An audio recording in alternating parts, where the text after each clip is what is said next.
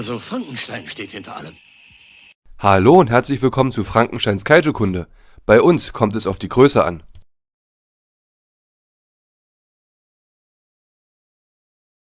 Die Godzilla-Filme in den 70er Jahren hatten keine feste Besetzung. Das lag daran, dass in den Jahrzehnten davor bis Ende der 60er Jahre ein festes Studiosystem an Schauspielern und Filmemachern gab. Aufgrund von wirtschaftlichen Schwierigkeiten wurde dieses System Ende der 60er Jahre aufgelöst. Daher sind viele Schauspielerinnen und Schauspieler aus der späten Phase der Showa-Ära nur ein einziges Mal zu sehen. Trotzdem wollen wir sie nicht vergessen zu erwähnen.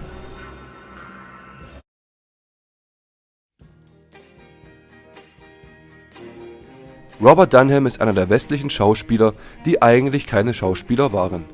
Zuerst gehörte er der amerikanischen Marine an und hat sich nach seiner Entlassung aus dem Dienst für Nebentätigkeiten in Japan umgehört. Dazu gehörte auch die Schauspielerei. Er konnte sehr gut Japanisch sprechen und so wurde er von vielen japanischen Studios engagiert. Die Toho holte ihn das erste Mal für das Genre in Motor bedroht die Welt von 1961. Dort sieht man ihn als Polizeichef von Rurisika. In Dogora von 1964 spielt er Mark Jackson.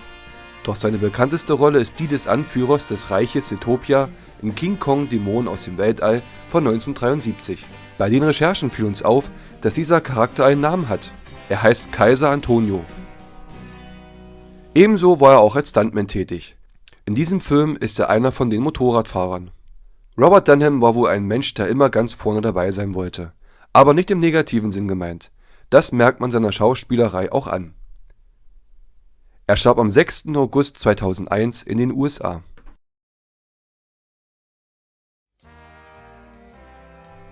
Die späten Godzilla-Filme der Showa-Ära, so heißt es zumindest, sind zumeist für Kinder gedacht. Doch es spielen in nur 3 Filmen Kinder eine tragende Rolle. Der erste war Godzilla's Revenge von 1969 und die anderen beiden Filme sind Frankensteins Kampf gegen die Teufelsmonster von 1971 und King Kong Dämonen aus dem Weltall von 1973. In den letzten beiden Titeln spielt Hiroyuki Kawase mit, ein damaliger Kinderschauspieler, der von der Schauspielerin Haruko Kato gesehen wurde und diese von seinem Schauspiel so begeistert war, dass diese ihn gleich zur Regielegende Akira Kurosawa weitervermittelte. Er hat aber überwiegend für die Toho gedreht. In den beiden Auftritten in den Kaiju-Filmen muss man sagen, dass er zu den Kinderschauspielern gehört, die wirklich glaubhaft sind und einem nicht auf den Keks gehen. In der Showa Gamera-Reihe war dies oft anders. Kawase verkörpert im Teufelsmonster den kleinen Ken Yano, der sich dolle Sorgen um seinen Papi macht und diesen als wertvollen Ideenratgeber zur Seite steht. In Dämon aus dem Weltall ist er Rokuro, der ein riesiger Roboter-Fan ist und die Kreation seines Vaters Jet Jaguar im Kampf gegen Megalon anfeuert. Er zog sich 1974 aus der Schauspielerei für die Schule zurück und arbeitet heute bei Japan Airlines. Ja. Godzilla!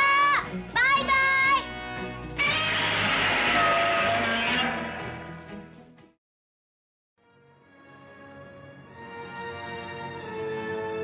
Katsuhiko Sasaki ist nicht nur bekannt für seine Auftritte in Kaiju-Filmen, sondern auch als Synchronsprecher in Japan.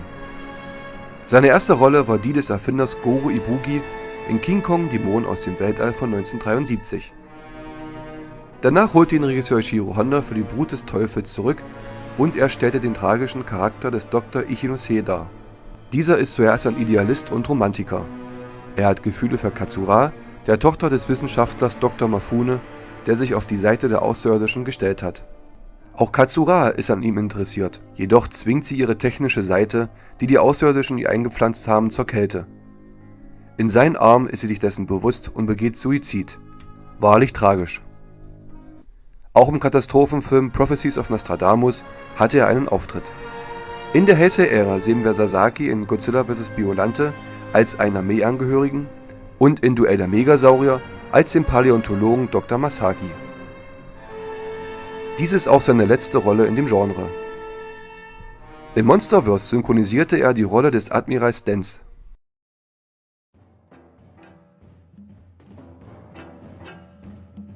Masaaki Daimon spielte in King Kong gegen Godzilla von 1974 die Hauptrolle. Er ist ein Ingenieur, der mit Hilfe von Wissenschaftlern und Agenten die Black Hole Aliens besiegt. Eine gute Rolle und ein guter Schauspieler runden den vorletzten Godzilla-Film der Showa-Ära ab. Außerdem war er noch in verschiedenen Ultraman-Abenteuern zu sehen.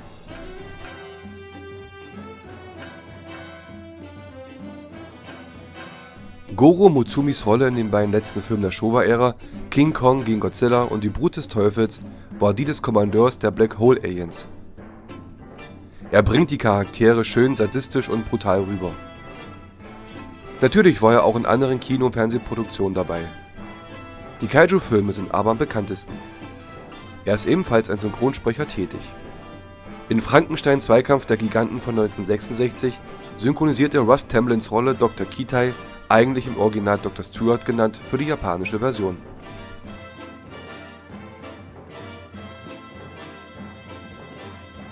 Shin Kishida spielt in King Kong gegen Godzilla den Geheimagenten Nambara und dieser ist eine echt coole Socke.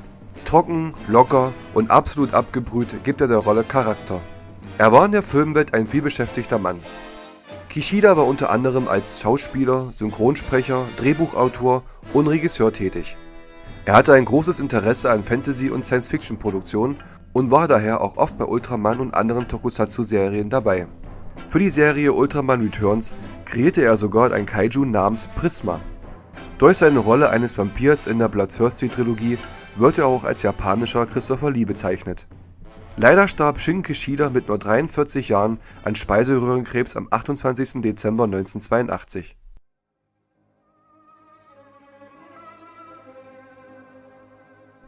Tomoko Ai hatte ihr Debüt in der Fernsehserie Ultraman Leo, in der sie eine Rolle für 14 Folgen innehatte. Doch ihre bekannteste Rolle war die der tragischen Katsura aus Die Brut des Teufels von 1975. Katsura ist die Tochter des exzentrischen Wissenschaftlers Dr. Mifune und wird durch einen Unfall von Außerirdischen gerettet und unter deren Kontrolle gebracht. In letzter Minute erkennt sie ihr Schicksal und begeht Selbstmord. Von 1977 bis 1983 war sie mit dem Schauspieler Toru Minegishi verheiratet. Minegishi ist uns allen als General Gondo aus Godzilla der Urgigant vertraut. 2023 sollte sie in dem Fanfilm Kaiju Island auftreten, doch dieser wurde noch nicht veröffentlicht. Für uns Fans sind die Schauspielerinnen und Schauspieler einer der Gründe, warum wir diese Filme so lieben.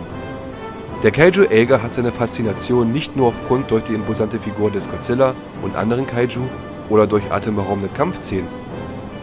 Auch die menschlichen Charaktere tragen dazu bei, dass dieses Genre so unglaublich vielfältig ist. Von seriöser Ernsthaftigkeit zu humorvollen und zum Teil auch albernen Abenteuern bietet der Kaiju-Äger für jeden Zuschauer etwas. Leider sind bereits viele Schauspielerinnen und Schauspieler verstorben und weilen nicht mehr unter uns. In Zeiten von weltweiten Conventions und Veranstaltungen wäre es ein absolutes Highlight gewesen, als Fan Größen des Genres wie Akihiko Hirata, Takashi Shimura und anderen die Hand zu geben. Für uns war die Recherche für diese kleine Videoreihe eine sehr interessante Erfahrung und einmal mehr konnten wir die Seele des Kaiju-Äger erneut besser verstehen. Für die Heisei- und Millennium-Ära wird es in Zukunft selbstverständlich ein Video geben, was sich mit den Schauspielerinnen und Schauspielern und deren großartiger Arbeit widmet. Wir hoffen, dass ihr viel Spaß mit dieser kleinen Videoreihe hattet. Bis dann! Es war Frankenstein.